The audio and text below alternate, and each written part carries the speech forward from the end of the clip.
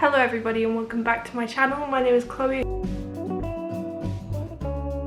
I haven't been here for a while actually, so it kind of feels to me personally like I've just fell off the face of the earth, fallen into a hole that has only been surrounded by exam related things. I have been reading a tiny bit, but like not loads, especially in the last week. I don't think I've actually really read anything. This is really weird to be filming again. It's been over a month since I filmed. This is going to be interesting to see how this goes. I thought that as my first video back from not filming, I would talk about all the books that I read in both in September and in October, because I did not end up filming a September wrap-up. I was considering doing two separate ones, but I decided to throw them together, and to make it a little bit easier for me, I think I'm going to do it in the format of reread, rewrite, burn, that tag. I did that a while ago, and I've seen other people do it for their wrap-ups when they have a lot of books to talk about, so I'm just going to do that. The first book is the 5th season. I have got that physically, it is somewhere. So the first book is the 5th season by N.K. Jemisin.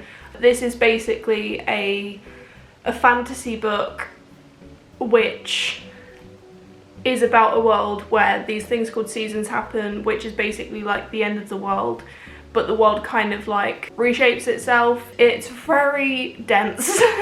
That's all I'll say for now. It's very dense. The next one is James and the Giant Peach. I don't think I need to explain much about it. It's by Roald Dahl. So that was the third one. No, that wasn't. That was the second one. The third one is Let the Right One In. Let me grab it. This is a vampire story. It follows a boy called Oscar who ends up meeting someone who is a vampire, but she's like this little girl. He ends up being friends with her, and it's a wild ride. It is, some weird stuff happens in this book. I think I gave these two both 4 stars for varying reasons. I'm actually going to check that because I do not want to be wrong. Yeah, 4 stars. I didn't give James and the Giant Peach a rating because it is a kid's book. I don't feel right burning either of these. I would say I don't feel right burning James and the Giant Peach, but let's be real, Roald Dahl has literally written so many books. I would not say that James and the Giant Peach is his best work or his most interesting one, so therefore I would be comfortable with burning it, also because there's so many other ones. So James and the Giant Peach I'm going to burn. I am going to, purely for my own, I don't know. See, I'm really, okay, I'm in a dilemma because I want to say rewrite this one because it's really difficult to read. Listen, N.K. Jemisin is so smart, so fucking smart. Like, the way she wrote this, it is amazing. It also meant that it was difficult to read at times, but that's also the reason why I wouldn't want to rewrite it, because I would not be able to rewrite it to the caliber that she has. So I don't know what I would do with this, but I also don't know if I want to reread this. And this one I would definitely reread. Okay, I'm gonna have to say, and this is really odd coming from me, right? There's certain bits in this book that I could definitely do without.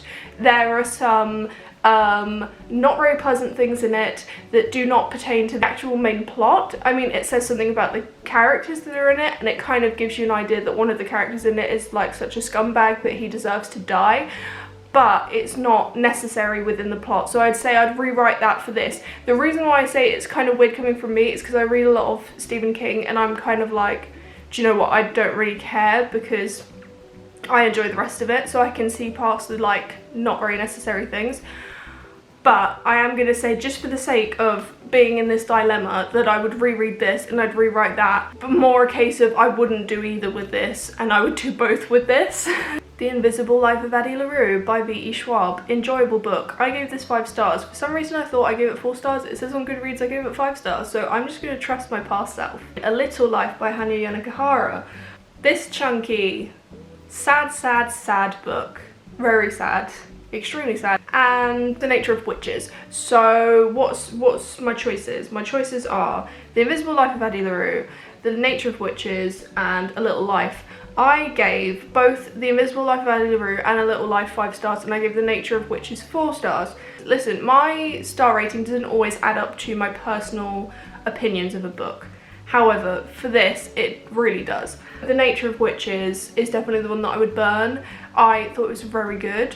It was very enjoyable. I just would not necessarily reread it, and I don't think it needs rewriting. I think that it was perfectly done in the kind of situation that it's in, and I think the way that it was done was perfect for a certain intention. So the other two, A Little Life was actually a reread for me. So the natural thing to say would be to say reread, and I am inclined to do that because I personally would not change a single thing about this book. It is really, really sad, and some people think it's unnecessarily traumatic and sad, and the main character goes through more shit than he needs to. But I personally don't think that's the case, because I mean, I'm very lucky to be like able to read this. I'm very privileged to be able to read this without it affecting me personally, and I personally think that, you know, there's people that actually do go through this level of trauma throughout their life, and I can't say whether this is a true to life depiction of someone that has been through that much stuff, but I do think there's people that exist who have been through that amount of things, and therefore it's important that we have stories. I think it's also important that there is a space where people who have been through this level of trauma are explored and understood, and also the way that we see like the story from Jude's side. He's the main character, he's the one that's been through this level of shit. The fact that we see it from his side, we understand why he is the way he is, and the way that it's affected him, and the way that it's affected his personality and his confidence, and the way that he approaches other people. It's so well written. So I'm gonna have to say reread, purely because I would not be able to rewrite it like this. Annie LaRue is also one that I don't think I'd be able to rewrite properly, but just based on this scenario, I'm gonna have to say that I would rewrite it. Maybe I'd make it a little bit shorter, because I do think that it was quite long. It was like 600 pages. A Little Life is also 700 pages, so it's not like Annie LaRue was longer, but I just think for the story that it didn't necessarily need to be that long, maybe. The next one, The Silent Patient by Alex Michaelides. I wasn't planning on reading this, but because it was short, I was going to visit my parents, it was easy to put in my bag, I picked it up, and also because it was a thriller and I didn't know how much time I'd have to read, thrillers are easier for me to read, so that's why I read this. Ace of Spades. This book is phenomenal. I love Ace of Spades. I thought it was fabulous. It's absolutely wonderful, and I believe this is a debut from the author. I think the author's like 23 or something like that, which absolutely blows my mind. It's an author of colour, she is British. I mean, it's just, there's so many things going for this book that I'm so happy I read it. I'm so happy I have it physically, because it is just phenomenal. The last one, Survive the Night by Riley Sager. This was an anticipated read for me. It is by one of my favourite thriller authors, and I actually really enjoyed this. So out of these three books, let us have a look. I have an automatic, I know what I'm gonna do with this. Now, I'm just gonna say, most people would say they would burn this book, because I've heard so many people give this 2 stars, say that it was so disappointed and they really didn't enjoy it because the character was really annoying and whatever.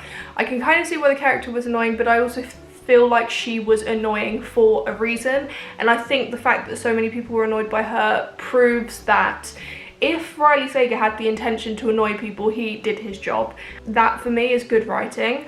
I personally wasn't too annoyed by the character. I could kind of see why she was the way she was. Yes, a little bit unnecessary, she did some stupid things, but I think the stupid things that she did were in the vein of like a 90s slasher kind of film. If you guys know me, you know that 90s slashers are my favourite. Scream is like my all-time favourite film, I've got to say. It is. It's very self-aware, and it pokes fun at the stupid things that people do in these kind of situations, and it's so easy for us to sit and read a book or watch a film and be like, I definitely wouldn't do that. And I'm just, every time someone says something like that, I'm like, do you really know what you would do if you are under so much stress and you have so much adrenaline and you're about to fucking die? Do you really know what you would, like, how you would react? That being said, most people would burn this. I would personally rewrite it.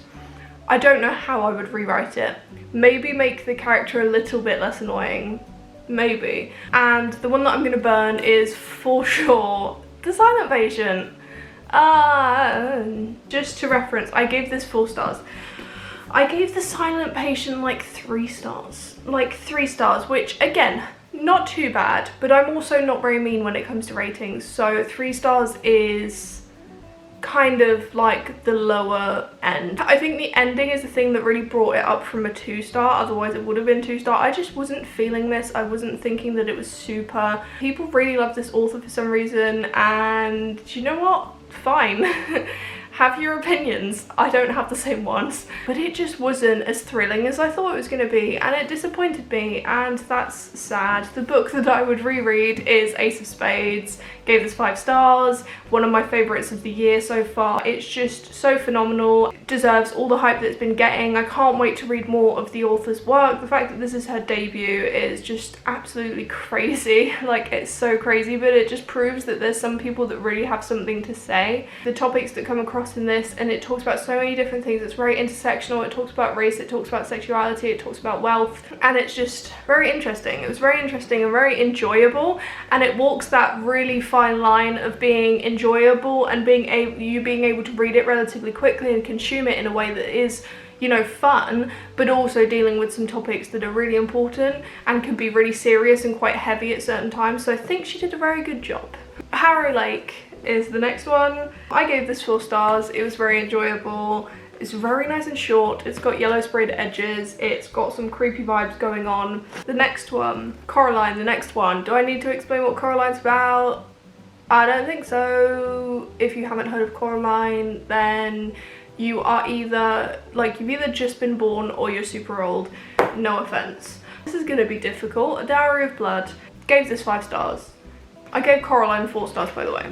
I gave this 5 stars. This is phenomenal. This is so well written. It deals with a lot of very heavy topics while also making them enjoyable.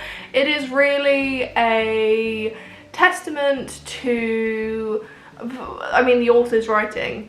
First of all, the author is phenomenal at writing, has this kind of lyrical way of writing, which also doesn't feel like you're reading this really pretentious like poetry or something, but it's also so it's also so beautiful, and it like flows very naturally. But also I think it shows a lot about how you can use the fantasy genre and like preternatural, supernatural elements to talk about topics that are really difficult to talk about. I would reread this. Such an easy book, so beautifully written. I could not burn this. I could not bring myself to burn it. I could also not rewrite this because the writing is one of the things that it really has going for it. I would probably, this is a really difficult situation because I gave both of these books 4 stars, but I do love the story of Coraline. The one thing I will say is obviously Coraline has a movie, so I could always watch the movie. So I think by burning the book, do you know what? We can deal with that. I burned the book and I watched the movie. I think the movie is just that slight bit better purely because it takes the skeleton of the book and it adds some flesh to it. So it's basically the book plus more. So it's not the book's fault that the movie is better because the movie follows the book so well. And then rewrite Harrow Lake. I personally, the way I would rewrite this is I would age it up. I would make it scarier and creepier and have more adults, or like just have it be more like someone that's a little bit older. I think also because of the way that the character lives her life to begin with, she's very sheltered, she doesn't know much, she feels very, very young. I would like her to be a little bit older. It would have made it a little bit more enjoyable, but it was a good book nonetheless. I think I might only have 3 left. Wait, no, I can't do maths. I've confused the hell out of myself. I've confused myself so much. I believe I've got 4 left. A Court of Wings and Ruin by Sarah J Maas. That's the 3rd book in the ACOTAR series. And then I've got Jade War, which is the by Fonda Lee, which is the 2nd book in the Jade something or other, Jade City, Jade something trilogy. And I've also got 2 more, which were Act Your Age Eve Brown by, what's her name, Talia Hibbert, and then I also had If We Were Villains by ML Rio. I'm going to choose one to omit from this, and I am gonna choose A Court of Wings and Ruin. I can't let this be stood up against anything because objectively, is it the best book ever? No. Subjectively, is it so much fun to read? Is it fantastic? Is it phenomenal? Yes, it is. Did you love it so much? Yes, I did. Did you give it 5 stars? Yes, I definitely did. Are you really looking forward to the next book? Yes, I am. So we're gonna omit this just because that's what I'm gonna do. It's my channel, I make the rules. 3 books we've got left are Jade War, Act Your Age, Eve Brown, and We Were Villains by M.L. Rio. Listen, We Were Villains is really good.